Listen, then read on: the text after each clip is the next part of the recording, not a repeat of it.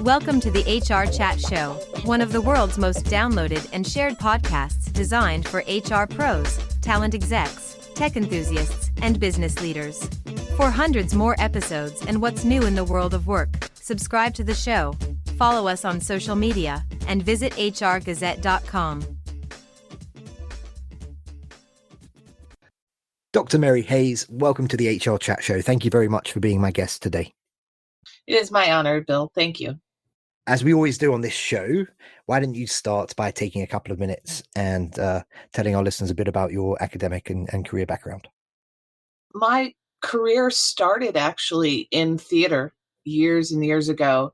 And it wasn't until later in life that I realized that I loved math and I loved research. And so I went back to school and got my master's degree in educational psychology measurement, qualitative and quantitative measurement, and also found a love for survey research methodology. My doctorate is in leadership, and my love for HR is really giving the voice to the employees so that we as professionals can help them along the journey of it's not just a job, but it becomes a joy for them. And I've been doing this for roughly 20 years. Wonderful. Thank you very much. So is that empowering employee piece, giving employees a voice, is that the reason why you get up in the morning? Yes. I think there are times where we dread going to work. And for me, that is never the case. I get up and I want to tell the stories. I want to help workers navigate the world of work through positive, strengthening activities. And if I can do that through giving them a voice and helping HR know what employees are feeling and will be doing if they do have that opportunity to succeed at work. One of the key findings from ADP Research's People at Work 2025 report on AI found that 17% of workers globally, 15% of workers in the US, and 12% of workers in Canada believe that AI will positively impact their job.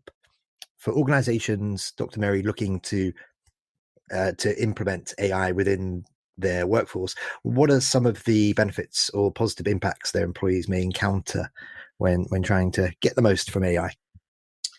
Well, AI presents significant opportunities for efficiency, innovation, but it also should give us pause and allow us to carefully consider the impact on the workforce. It can be transformative, but it can also be scary.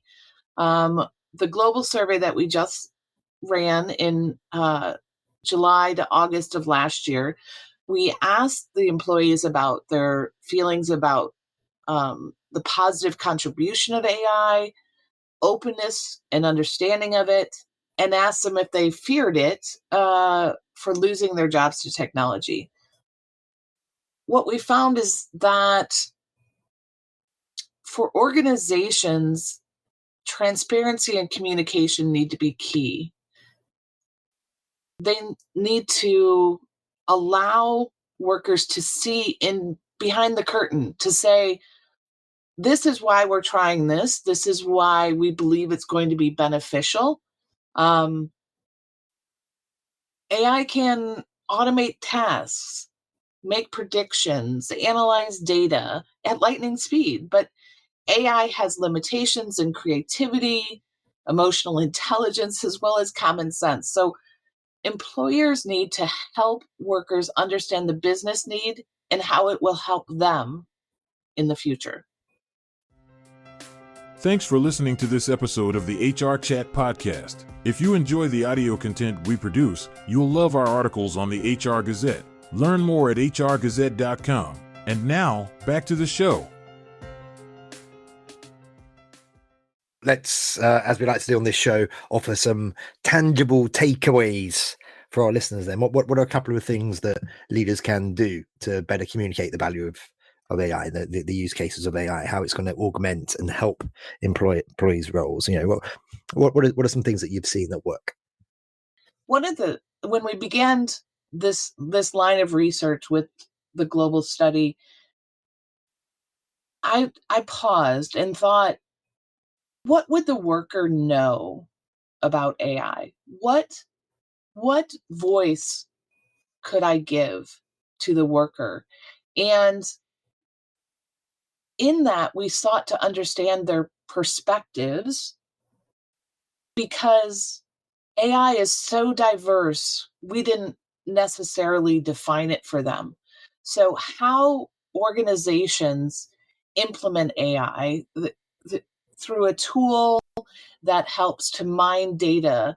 One of the things that I've seen lately is they take frequently asked questions, and instead of the worker having to go find the responses, they mine what has been provided to employees before on healthcare issues or questions.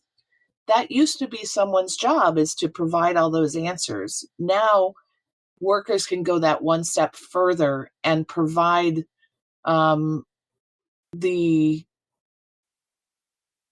more complex answers that couldn't be solved through AI.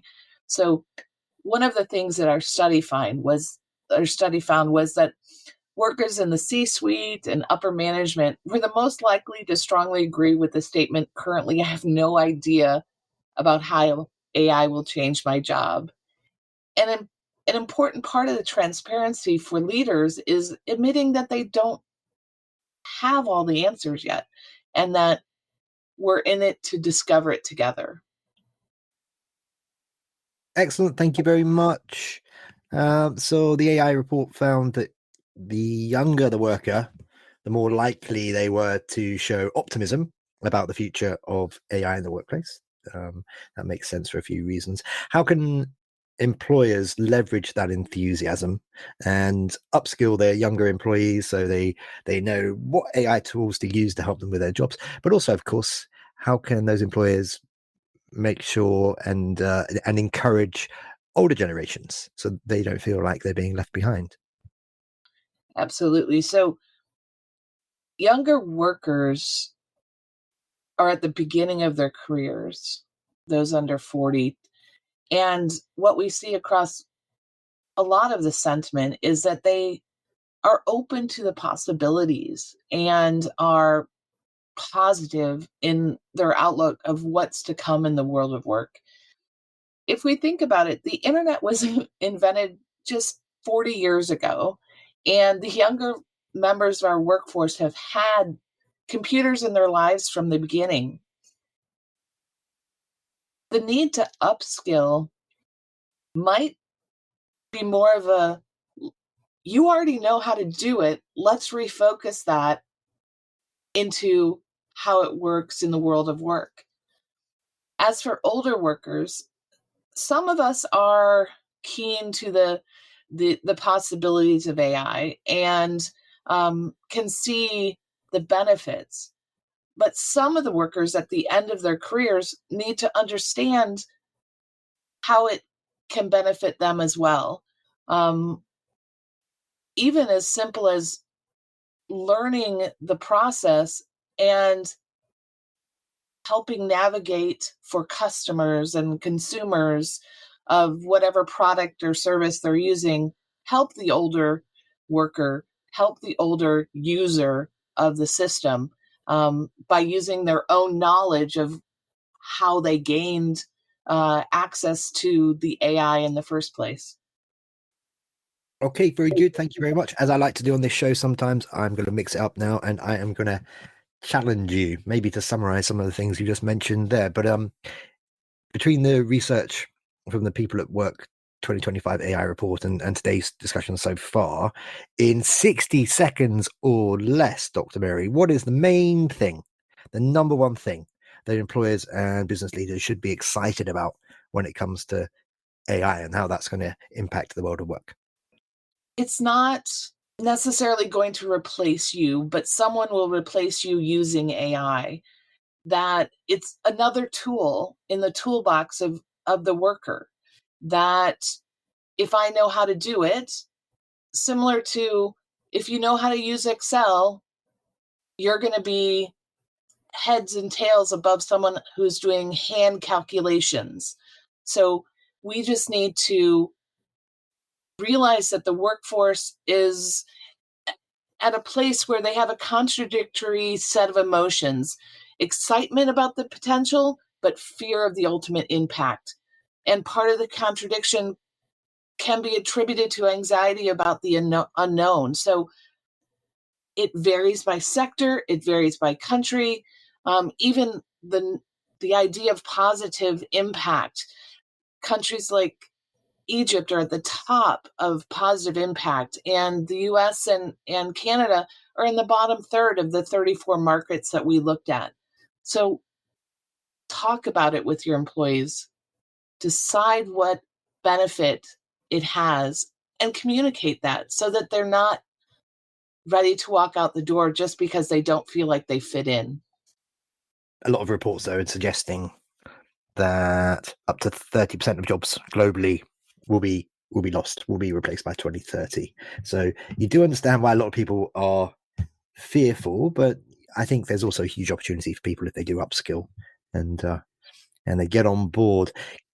The report on AI is part of the larger People at Work 2025 series, of course, which features data-driven workplace insights from ADP Research. Could you now discuss some of the key findings from the People at Work 2025 reports on skills development and engagement in the workplace, and how employers can look at these points to drive more progress within their organizations? For skills, we wanted to know if the worker felt ready, and if there was a disconnect between employers investing in them, in their skills. And again, we see younger workers feel that they are ready for the next 3 years of the challenge. But in particular, knowledge workers. So we separate our workers into 3 groups. We have knowledge workers, and we define that as they have a level of freedom to use their expertise to create something new. A cycle worker, which is someone who does similar repetitive tasks every day. And then in the middle of those two is the worker who uses their expertise to solve similar problems every day. So they're doing the same thing every day, but they have a higher level of expertise. So we could think of them as nurses and practitioners. Well, knowledge workers feel much more prepared for the next 3 years than cycle workers. And skilled task workers fall somewhere in between. The truth is that the knowledge worker also feels that their employer is ready to invest in them. And the cycle worker is at about 8% feel that their organization is investing in them. Skills development is, again, one of those larger constructs where we think about what does skills development mean for a cycle worker versus a knowledge worker. The track or the ability to navigate that teachings or learnings is employer dependent. So we wanted to know, is education a factor in skills development? And we did find that those with higher education felt more ready for the future, but not everyone, right? So 24% of them were confident. So that still left a whole bunch that weren't as confident about the next 3 years. So as AI takes off and skills are necessary, organizations need to think about, what is this being taught in education, or do I need to teach it? Are skills around communication and email communication being taught in schools. I have some younger children. They would fight me that they're young. They're 20 something. Their friends think that using punctuation is angry or aggressive. So when I reply to their texts with full sentences, they think that I'm irritated or upset.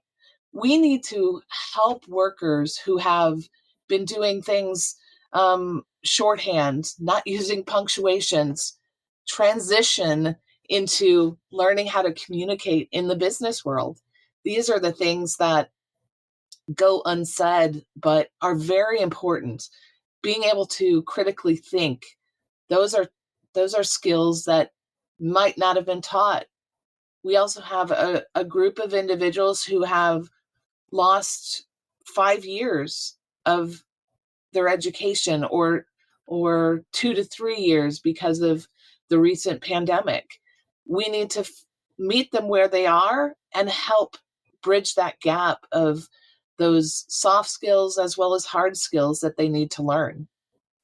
Okay, very good. I would just add that I don't think it would be terrible if your average leader learned a few more emojis and added that to a conversation from time to time, and came down to the level of their employers too, when it comes to the communication piece. Absolutely. A two-way street there. Okay, before we wrap up for today, Dr. Mary, how can our listeners connect with you and learn more about all of the amazing research that you and your team get up to? The Institute, now known as ADP Research, is online, and all of the work that we've done over the years is available, as well as there's a place where that you can sign up and become a consumer of our information. We do have email campaigns. We're also on LinkedIn, as well as Instagram and X, I think it is. But for the most part, go to the website and you can download all of the research and learn more. And there's also a place where you can ask questions. So feel free to reach out if something is that we haven't covered is something that you want us to look at, as long as it's in the wheelhouse of the world of work. Excellent. And I personally have just sent you a LinkedIn connection request because I think you're cool. Very good. That just leaves me to say for today, Dr. Mary, thank you very much for your time. Thank you so much, Bill. You have a great afternoon, evening, or whatever it is where you are. And listeners, as always, until it's afternoon, by the way, as always, until next time, happy working.